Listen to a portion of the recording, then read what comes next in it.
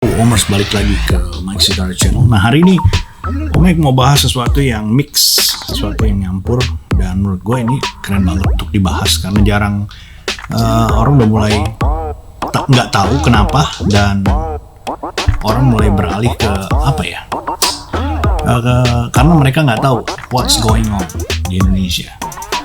Alright, follow me.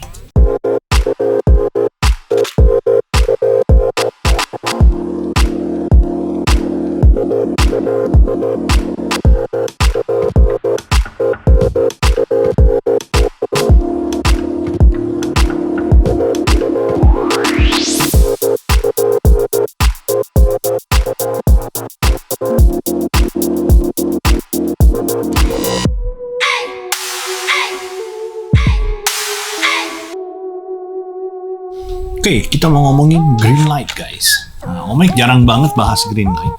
Tapi ini kemarin pas ngorek-ngorek ya. Pas ngorek-ngorek ada 3 green light collection lama. Tuh. Nah, ini yang ada sign-nya, guys. Ini ada limited. Jadi ada Bray Chase. Nah, ini Chase car. Ini cuma ada 6. Ini ada 46. Yang ini cuma ada berapa tuh? 50.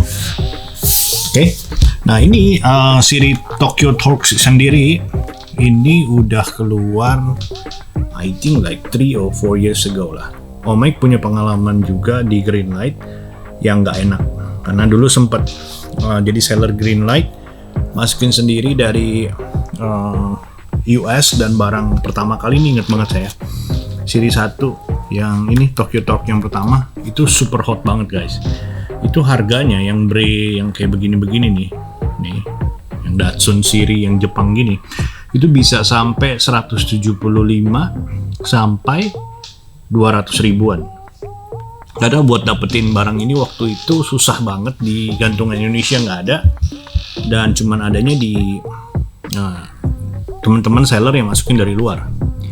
Nah, waktu green light ini dirilis, ini tahun berapa nih ya, biar Mike baca, 2017. Itu satu siri ini ada isinya 6. Ada Bray Datsun 240Z, 71 Datsun 240Z, Bray Datsun Baja, Nissan GT-R R35, Nissan Skyline GT-R R34, dan ada juga R34 yang lain. Nah, ini pada saat itu 2017, ini item hot banget, guys. Ini kayak castingan green light yang bawain GDM dan peminatnya banyak banget.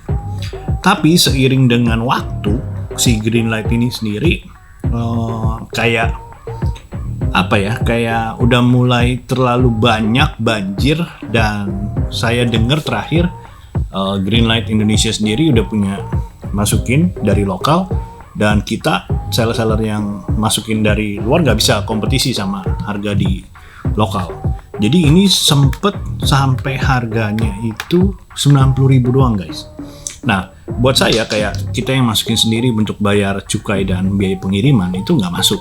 Jadi kita mulai beralih ke yang lokal, kita mulai supply juga barang-barang yang lokal. Tapi seiring dengan kita bermain bisnis yang lokal, stoknya itu masih banyak, guys, yang dari luar. Jadi Mike sempet rugi lumayan banyak, hampir 170 jutaan gitu lah.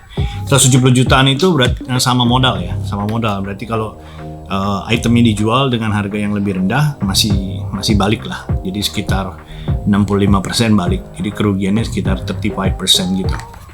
Nah, tapi itu satu pengalaman yang menurut gua itu you never know gitu, karena pasarnya nggak bisa kita pegang sendiri, lu nggak bisa monopoli, dan you never know, anytime bisa ada orang-orang yang masukin sendiri yang punya brand yang mereka pegang dan mereka menjadi ambasador di Indonesia.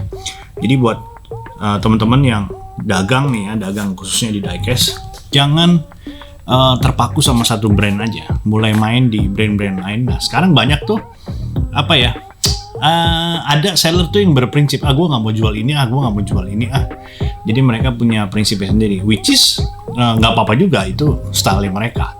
Tapi kita as a seller, yang kita sebagai penjual, yang menurut gue lo harus to be smart lah, bisa main di sini, bisa main di sana, bisa main di situ. Nah, waktu gue rugi itu Waktu itu resellernya Mike juga kena dampaknya, karena mereka udah ikut PO kan, udah ikut PO, ikut dampaknya kena, jadi gue juga lumayan bernegosiasi sama mereka untuk tetap ngambil tapi nggak sesuai dengan pesanan mereka. At least they can learn gitu. Mereka bisa belajar juga bahwa bisnis ini nggak semudah itu. Dan akhirnya mereka tetap, dan sampai sekarang mereka masih bertahan.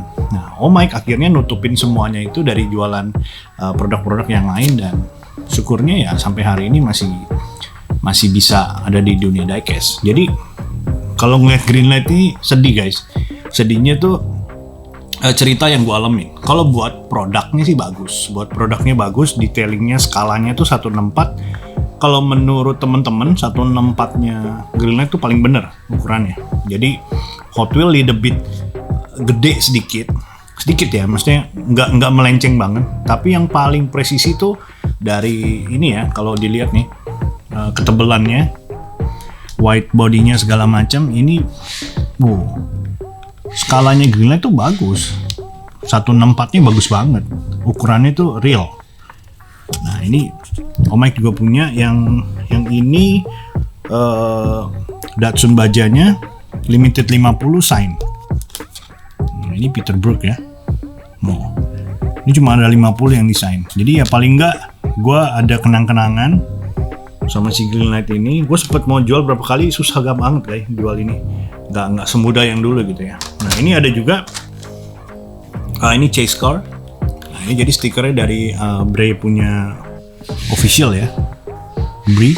Cuman ada 6 nih. Ini yang green machine-nya. Ini green machine-nya yang warna hijau. Nah, tuh ini ada double sign guys, Peter Brook sama John Martin, which is nice. Jadi kenangannya aja lah, kenangannya sama buat collectible item. Dan item ini karena limited, harganya juga semua mau yang punya sih. Dan ada juga yang kolektor Greenlight ini yang menurut gua ya mereka menghargai dan udah ngikutin Greenlight cukup lama.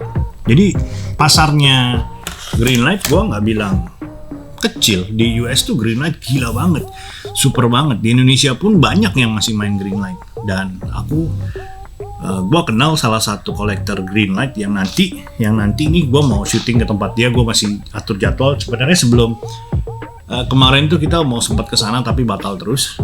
Well, we gonna go there. Kita akan bahas dia punya Greenlight. Dia tuh kolektor Greenlight, semuanya green machine. Nah, jadi pas nih dari sini leadnya nanti Omic bisa bawain tentang green machine dari ceritanya si kolektor ini. Jadi gue nggak bilang Greenlight tuh it's very bad buat apa segala macem. Buat gue pernah ngalamin bad experience, tapi gue masih ada beberapa item mereka yang gue jual, dan menurut gue I think dia akan comeback karena seri ini tuh Greenlight tuh peminatnya banyak banget di luar sana. Nah, ini yang terakhir, ini ada Tokyo Torque yang seri pertama juga. Nah, tuh ini yang regulernya sih guys, cuman ini chase nih, ini ada 46. Widih, bagus ya.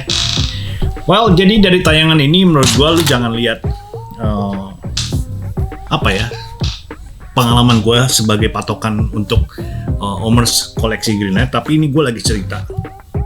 Omic lagi cerita pernah ngalamin beberapa pengalaman di Greenlight gitu, dan gua nggak ini sih, gua banyak belajar, dan justru sekarang gua tahu gimana caranya untuk bisa melihat pasar di Indonesia dengan beberapa item atau brand yang nggak cuman dari satu brand aja. Jadi Omic nggak cuman main Hot Wheels aja, tapi harus ada backup yang lain. Dan jadi mulai ngeraba-raba tuh. Ya, ini mainnya sama siapa, ini ngambilnya sama siapa, segala macam. So it's getting wider untuk bisa fokus sama jualan diecast tuh nggak cuman ada untungnya doang, ada ruginya juga. Tapi kita belajar dari situ. Dan momen semua yang mau usaha nih misalnya, dagang gitu ya. Well, lu nggak boleh nggak boleh cuman di satu brand sih. Itu sih pesan gua. Tapi kalau you guys bisa can survive, ya why not? Alright guys, thank you for watching. Jangan lupa like, share, subscribe. Kasih komen ya buat yang punya pengalaman Greenlight, atau mungkin kalian kolektor Greenlight. Apa yang membuat kalian suka sama Greenlight? Dan gue juga yakin ini banyak teman-teman Greenlight yang nonton dan bisa sharing berbagi pengalaman. Oke, nah sebelum gue tutup, tadi sebenarnya mau bikin video berikutnya. Nah, sebelum gue tutup, gue mau share ini aja sih, sekilas. Nah, ini ada 32 Ford. Nah, ini Hot Wheels ya. Yang Om Mike mau tunjukin tuh, bengis banget. Warna goldnya guys. Ih, terkiwir-kiwir, bengis ya. Bengis. 32 Ford. Gue bacain ya. People have been modifying their car into hot rod as far back as 1920. Historically, the 32 Ford has been one of the most popular cars to transform into street racing machine. Taking a page from the traditional hot rod playbook, this is 32 Ford is chock full of modification, including the removal of the fender and hood, allowing the dual carport flat head with open headers to shine. A chopped roof and opening doors allow for a clear look at the detailed tuck and roll interior.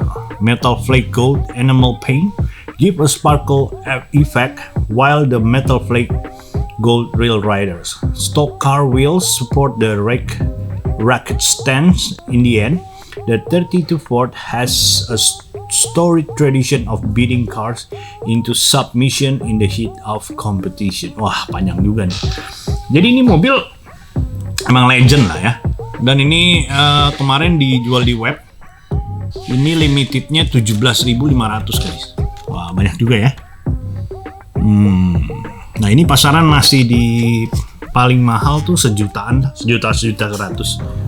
Alright. So, ini worth to collect, dan kalau ada yang jual masih di bawah sejuta, sikat aja guys. Alright. Well, thank you for watching lagi. Jangan lupa support terus Om Isen. Like, share, subscribe di channel. Salam gas Omers. Peace. I'm out.